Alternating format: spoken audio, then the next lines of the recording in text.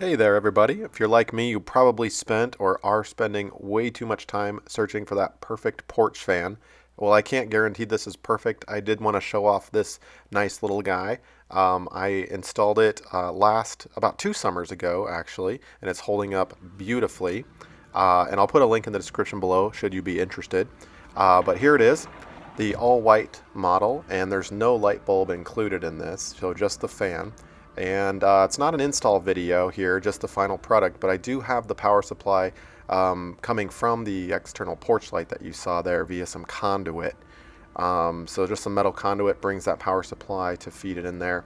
But yeah, here it is. Turns on, and don't be fooled by the size. This thing definitely packs a punch. It has pushes out a lot of air that fills the space of our porch. Our particular porch is about 10 feet by 15 feet, and obviously if you're on the other side of the porch, far away from the fan, you're not going to feel this wind being pushed out, but it definitely moves a lot of air. I wanted a shorter blade so that I wouldn't have any issues with having to drop it down too far so that the blade wouldn't like hit the pitched roof right on one side.